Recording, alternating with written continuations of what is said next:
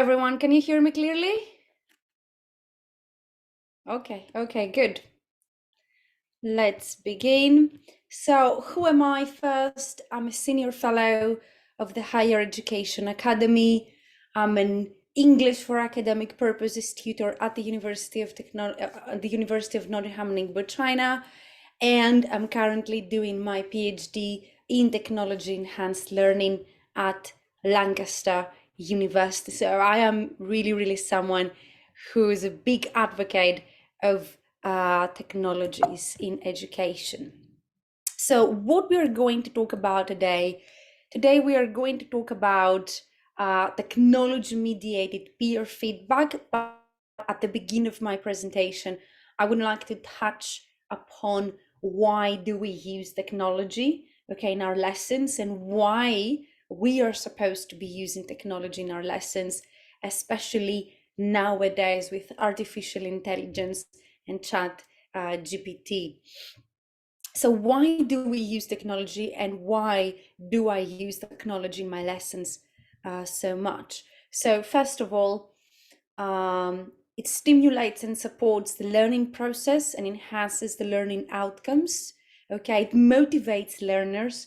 You can create like a more positive learning environment, and technology can give you the chance, to tailor your lessons according to your students' needs, which is very important. And finally, like research has found that the use of mobile technologies greatly increases students' access to authentic learning opportunities and collaboration. To be honest with you, like the main reason I use technology is because I can see that my students are more motivated, and technology allows me to take traditional learning activities and enhance them. Also, there is like another reason, like all of my students, for example, have their laptops, their iPads, their smartphones. So if we don't use these devices, in order to, for the teaching and learning process, they are going to use their smartphone to text their friend. It's very easy to get distracted. So we better use those devices that already exist in the classroom, because they can be like big distractors for our students. So how do I teach writing? So for example, many years ago, I was teaching at the University College London at UCL in London. So there, like the whole writing course was based on peer feedback. We used to conduct peer feedback 3-4 times per week. So I used to have those lists, those checklists, printed, give it back to my learners, conduct peer feedback as we know it, in a very traditional way, swap your text, read it, and then use the checklist to give feedback to your learners. So what happened to me basically was that I have like a really nice picture. So what happened to me was exactly as the picture says, because most of my students in London were Asian. I used to teach Korean students, Japanese students, Chinese students. So this is what I could see in those checklists. Good, perfect, your paragraph is perfect, your writing is perfect, you are perfect. I could barely see more than 2 words as a feedback to each other. So I started realizing that this is a waste of our time. Nothing concrete, nothing meaningful comes out of it. It was a complete waste of time.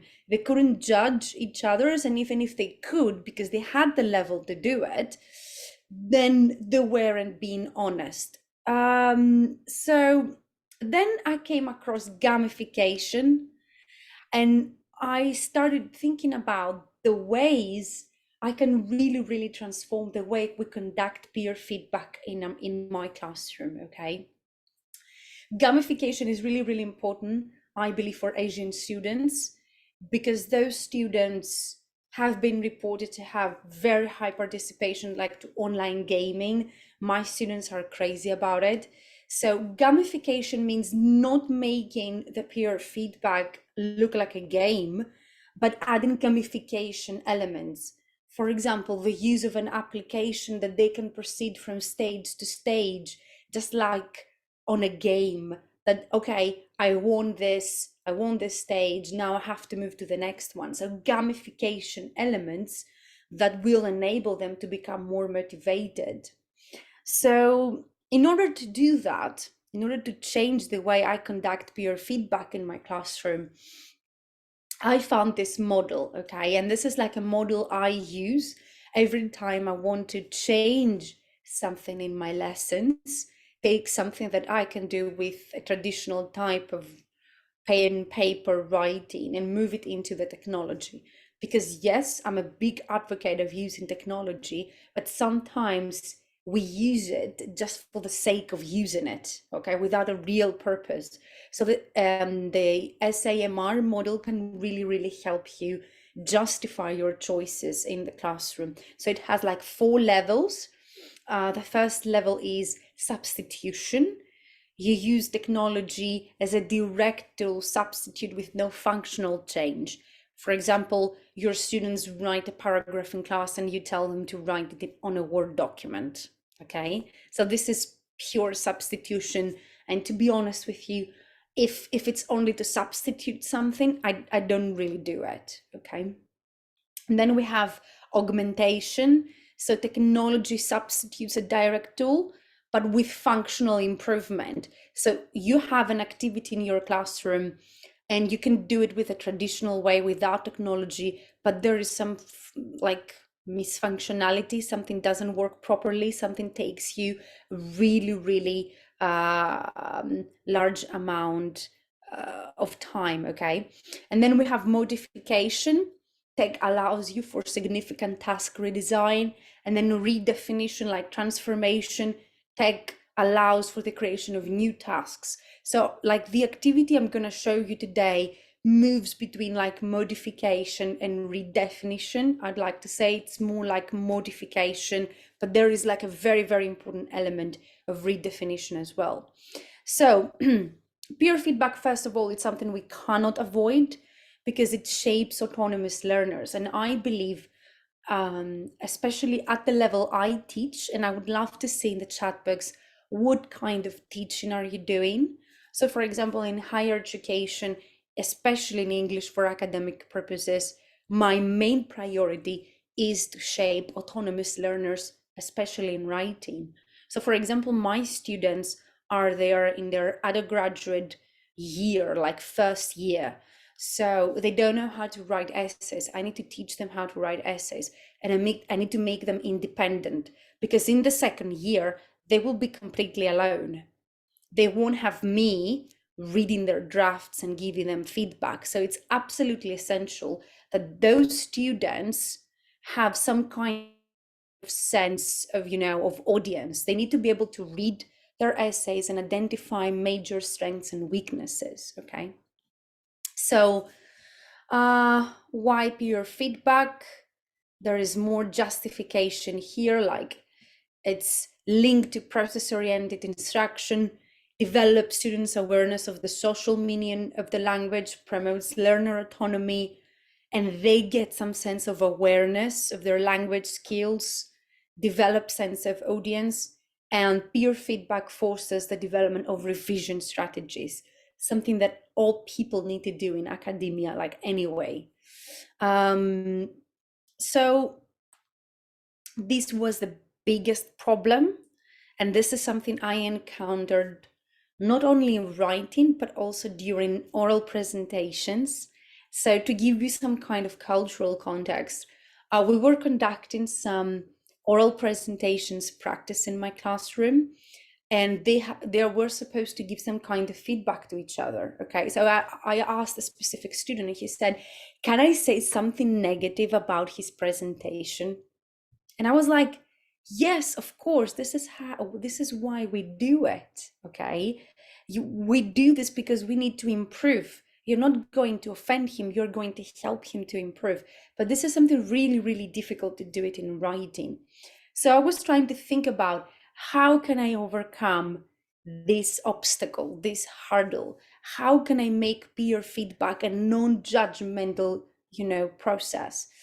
And then I came across this element that transforms peer feedback, which is anonymity, anonymous peer feedback. Okay. So when I first introduced this idea of technology-mediated peer feedback in my institution, like the head of department went ahead and said, oh, we don't need technology to do that. You can collect all the papers and then you can mix them up with your hands and then you can reshuffle them in class and then they can give feedback this way. I don't quite agree, okay? Because first of all, you have to be really careful.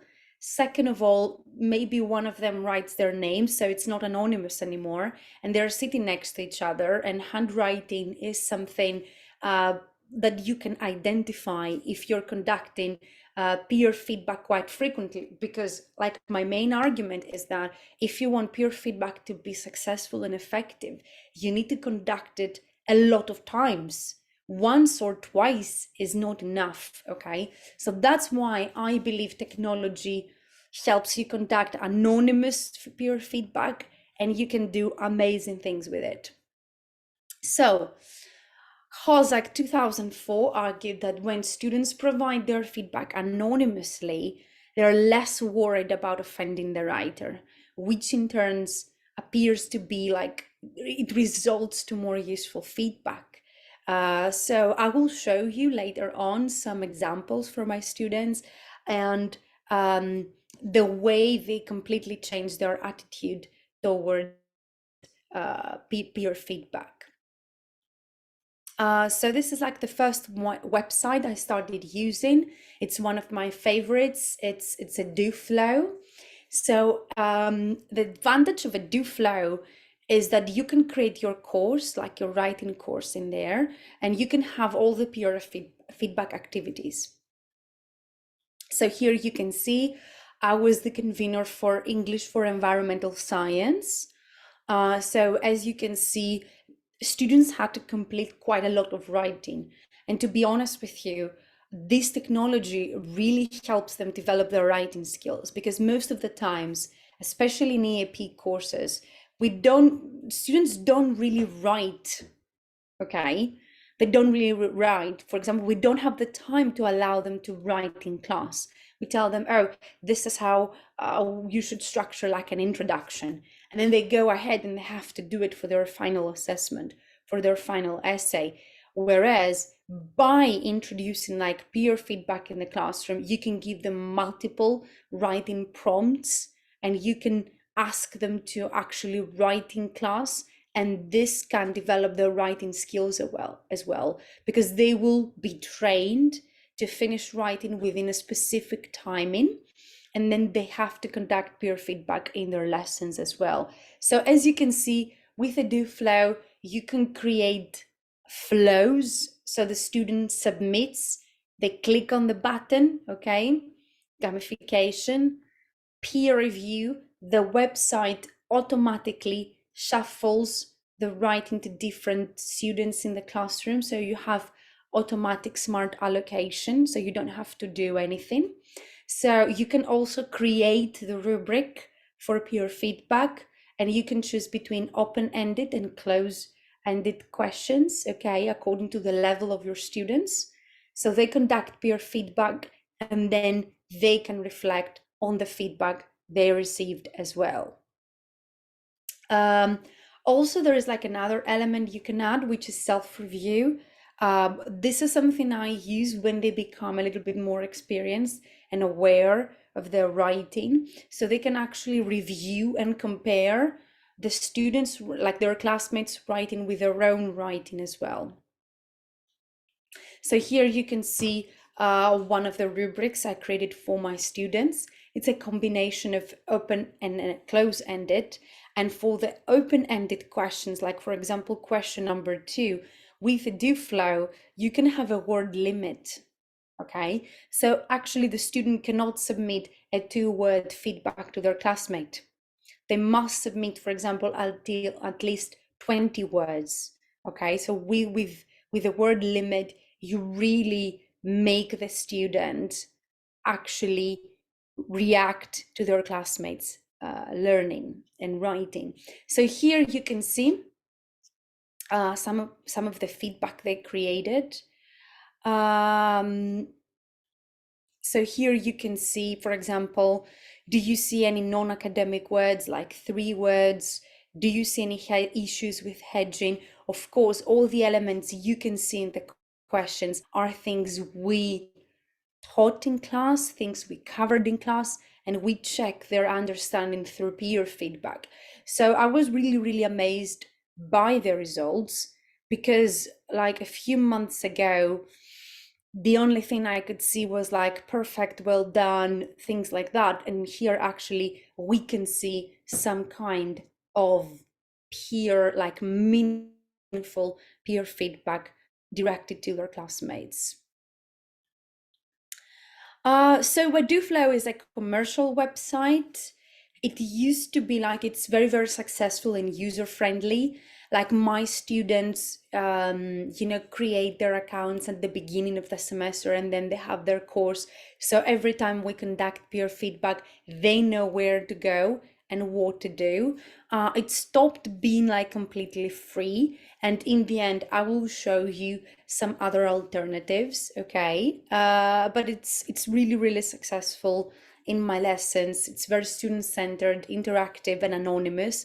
And you can differentiate your learning as well. For example, I had some very, very strong students who would finish their peer feedback, and then the website, like it's a setting that allows them to conduct more peer feedback. So for example, if you have some weak students who need more time, that's perfectly fine.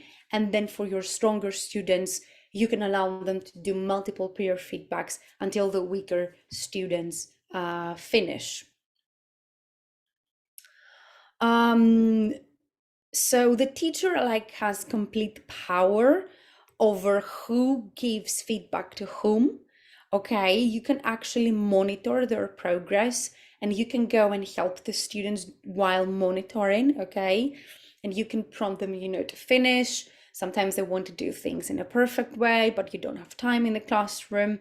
But what I witnessed was that even if they had to go out on a break, they wouldn't go, and they would stay in the classroom to finish the peer feedback flow.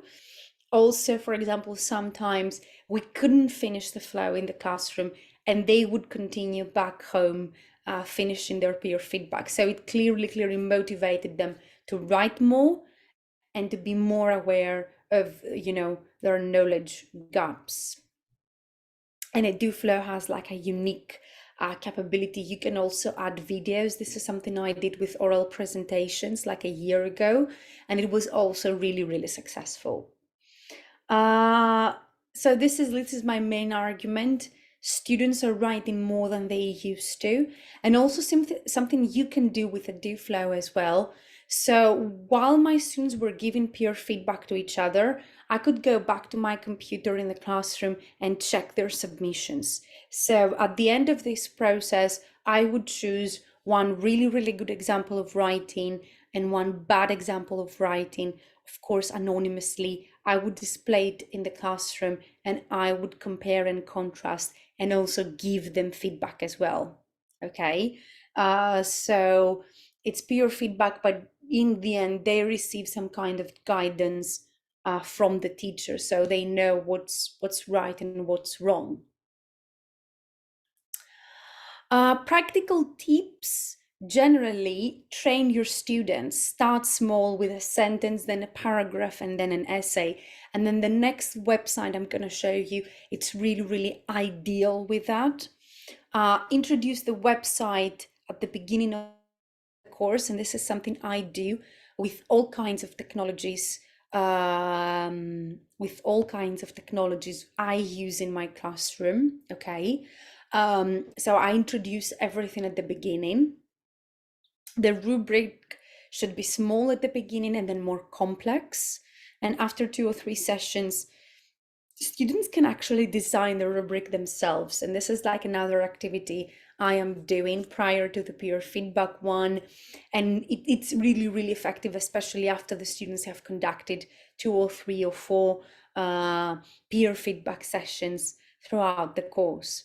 So this is like the next website I would like to show you, Padlet. I can't teach without Padlet. This is something I use very, very frequently.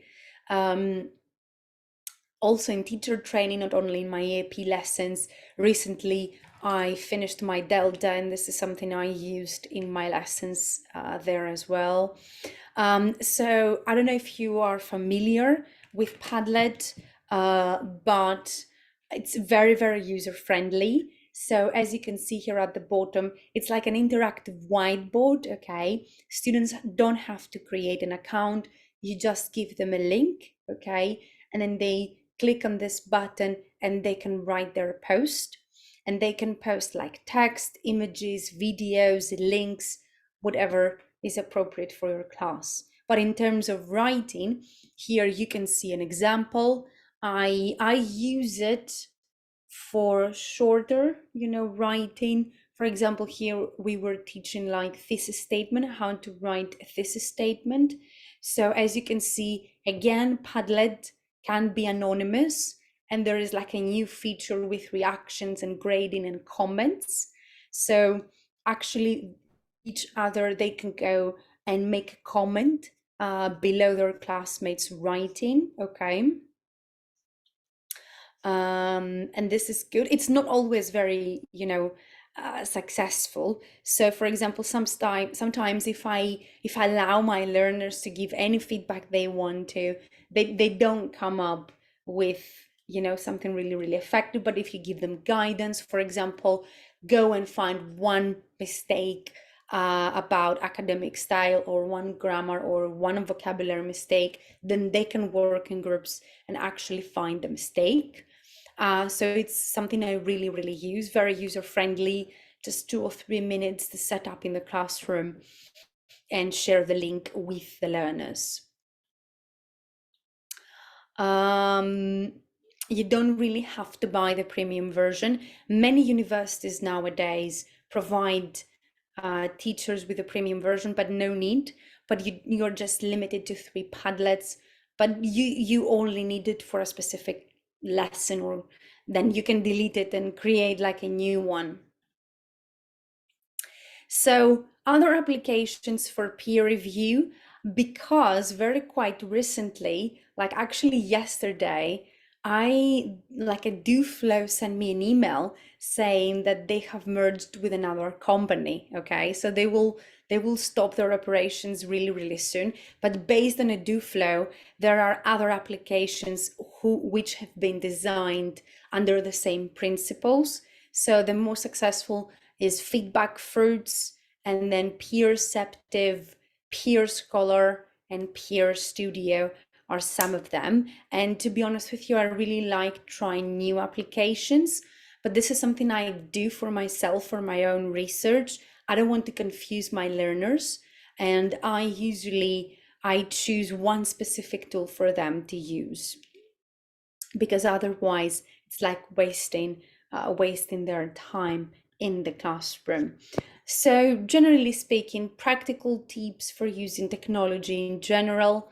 As I said before, train your students at the beginning of the course. They really need to know. And sometimes, I record screencasts and give those to them so they can train themselves back home. Okay. Also, use them first, like become a student yourself. This is something I usually do. Like if I like it, if I find it like user friendly, most probably this is something that my students are going to like. Trying to back up and justify your choices with the use of a model, maybe like the TPAC or the SAMR, and also embrace it. Okay, I believe that we are on the 21st century. There is no need, to be reluctant, especially now with ChatGPT and artificial intelligence. I can see that my lessons have to change as well, and the way we conduct assessment needs to change, because I can see my students using chat GPT every single day. So this is something we can't really avoid, but rather embrace it. And I can see, like, in the chat box, oh yeah, I really like your comments, and I can see some really interesting comments. And I would love if anyone wants to unmute themselves and can ask me like a direct question based on what I can see in the chat box.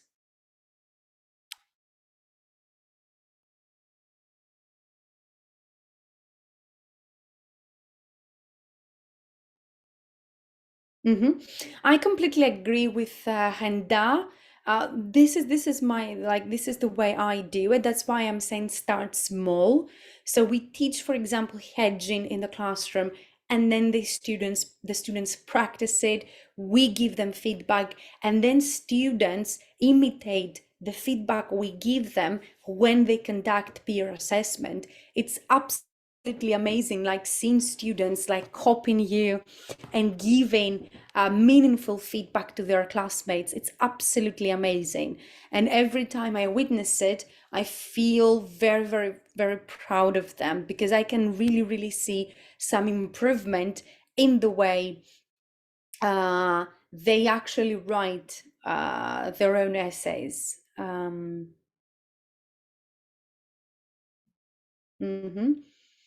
Yeah, self-assessment is quite tricky. I haven't really practiced it in the classroom, because there isn't sufficient time to conduct both peer assessment and self-assessment. But every time I did it, yes, they of course they were able to be critical at their own work. And I can see like the final comment about weak students. Hmm. Yeah, but anonymity really helps with that. And to be honest with you, that's the only way we can help weaker students to improve. So for example, a weak student is going to attend your classroom about academic style, about hedging. They will have some kind of input, and then they will have to apply that to their own writing, like writing in the classroom. And then they will read someone else's writing, and maybe that kind of writing is better. And then they can have like model to imitate. Like the whole process and the smart allocation system really helps to mix and mingle weaker and stronger students.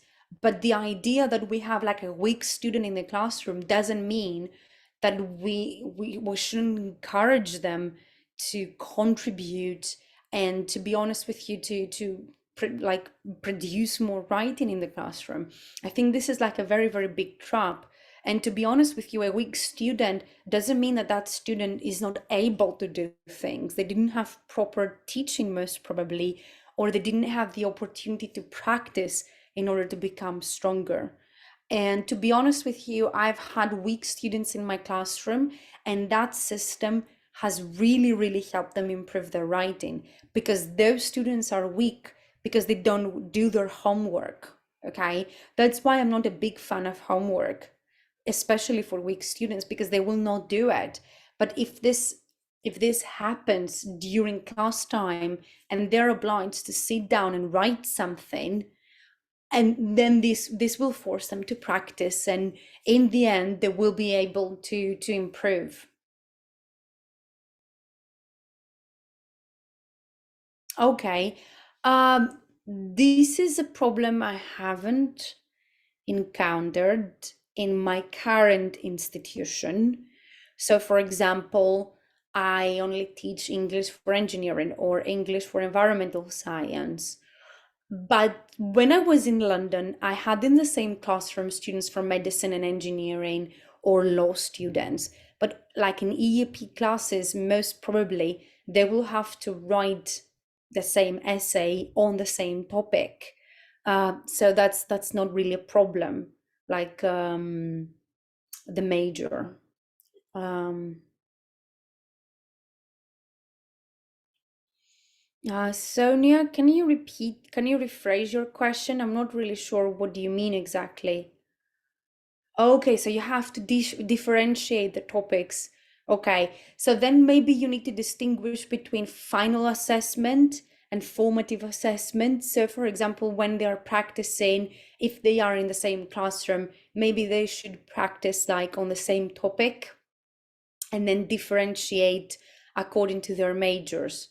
But if they are in the same classroom, not everything is different, isn't it? Yes, I mean, yeah, peer feedback is also like there is a rule in my institution that we don't use it like for final assessment, we use it for practice. And that's why I believe, because they're exposed and they need to, write an argumentative piece, writing on a different topic, this really, really helps them. Oh, okay. As you can see, Sonia, have like a reference list in the end. And like Hozak actually conducted this kind of research about anonymous feedback on Japanese university students. But this is like quite old. And then we have Lee and Hoods. I have a reference, but I don't remember it like right now. But if you go to Google Scholar, you will find like a lot of references. Yeah, you will find like a lot of references about this. I have someone on my mind. It's Leon Hoods again, but a much more recent piece of research. But this is something I can include in my reference list, and then maybe the host of this event can share my slides with you, and then you can find some more recent literature. To be honest with you, there hasn't been a lot of literature. That's why I conducted my own research in my PhD in order to make sure that I really, really have results. So I have written like a paper about technology-mediated peer feedback in EAP. I've written it like myself, but I can share with you the research I conducted. For example, I have one paper in mind. He did it with Facebook, but you should know that all these applications I have recommended here and EduFlow, these are applications that have been, created within the last 3 years, okay, 3 to 4 years. For example, EduFlow and peer, like EduFlow is the recent one. It used to be like peer grade. We're talking about websites and applications that have been around only in the last 4 years, and especially after the pandemic. So there hasn't been, sufficient time to really, really conduct action research that has been published, like considering the fact, even if you conduct some action research, it's going to take you at least 2 years to publish it somewhere. I'm trying to publish my own paper myself. And for example, I made some research on my PhD, and I could only find like a handful of papers based on this. But I can share with you those references after this webinar. But this is like a kind of a new area. And also, like in my institution, there is like another idea. We recreated the anonymous flow within Moodle. I don't know if you are familiar with that VLE. It's quite popular around universities. So there is like an application within Moodle which is called like Workshop, and there you can create your own peer feedback flow, and you can add anonymity as well. This is something we created in my institution because the university didn't want to buy like a premium version of EduFlow. So the technology guys in our library created this within Moodle. So if you have like a VLE like that, then you can do this. You can definitely do this. Also, Turnitin has a peer feedback, element, but it's not user friendly. Also, for example, the University of Glasgow has Aropa, which is not really, really user-friendly. I used it once in my lessons, and it didn't work well. Like my students told me, we don't like it, don't bring it back. It took a huge amount of time, it breaks down. It's not really like the best example that you can use. Um, so yes, my suggestion is go with something commercial. And if you're using Moodle, I'm very familiar with it, that you can actually recreate it there.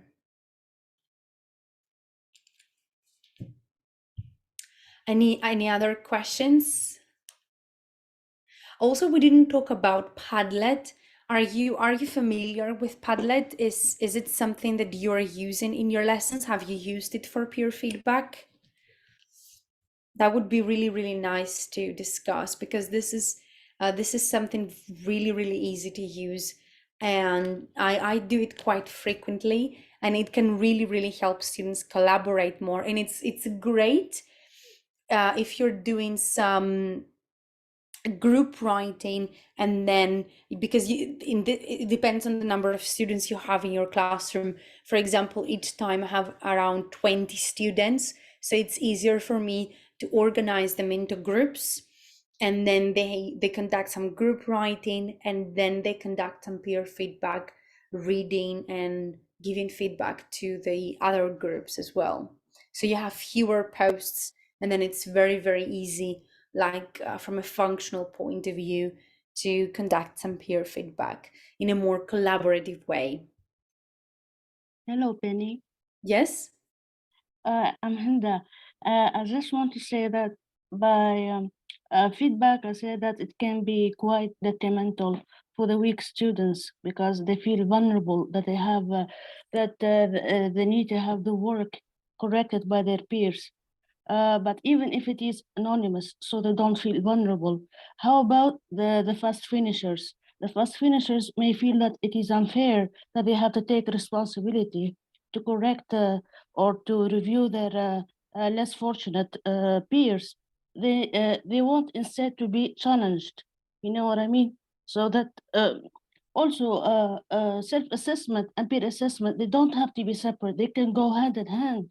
You can start with peer assessment, so students get familiar with the success criteria. Then they can apply this to their work. Then they move on to apply the same criteria to their to the work of their peers. You know what I mean? So it's like a cycle. I know what you mean, but let's be honest. Like, for example, in my classroom, when I have like 20 students, because most probably, I don't know if you're working at a university, like I work at a university, and before they join the university, they have some kind of examinations. Like, we know the level of the students we admit. So, for example, in my lessons, in my classrooms, for example, have 20 students. Out of those 20 students, most probably two or three are going to be particularly strong. And I don't know if you're doing EAP, but if they are in your classroom, they're not perfect either. So it's like you need to explain to them the logic behind peer feedback, because this is something they will have to do in their academic and professional lives as well. What if they participate in seminar discussions? And what if, for example, peer, like when I was doing my master's degree in the UK, we were conducting like peer feedback, we were giving peer feedback to each other. Like now I'm doing a PhD, we need to do the same thing. So peer feedback is embedded everywhere. It's not like, oh, you're going to do it in your classroom and then they will never have to do it again. So you have to explain the logic behind this, that they have to learn how to apply the assessment criteria to their own writing, to their classmates' writing, even if they're weaker students. But I don't think that you will have someone in your classroom who's going to produce something perfect that doesn't need any marking or any improvement. Or for example, and if they finish fast, to be honest with you, it's not so good most of the times. I mean, if someone finishes within 10 minutes, there is a very, very high possibility they didn't give meaningful feedback to their classmates. And if they're genuinely good and they give, like they finish their feedback quite fast, they can complete additional peer feedbacks to their classmates.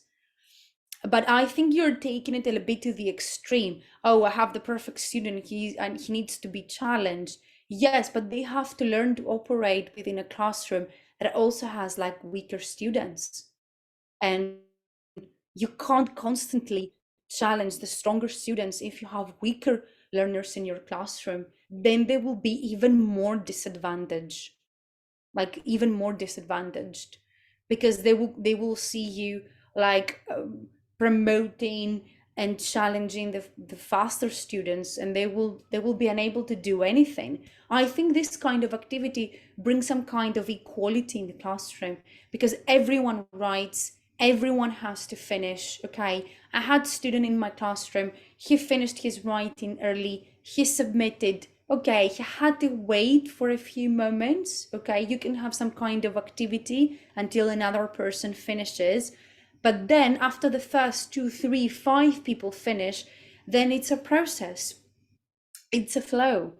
It's a flow. And to be honest with you, no one can be perfect. If they are in your classroom, they're not perfect. So maybe you can prod them, go back, reread your writing. Are you sure about this? Maybe you need to change this, you need to change that.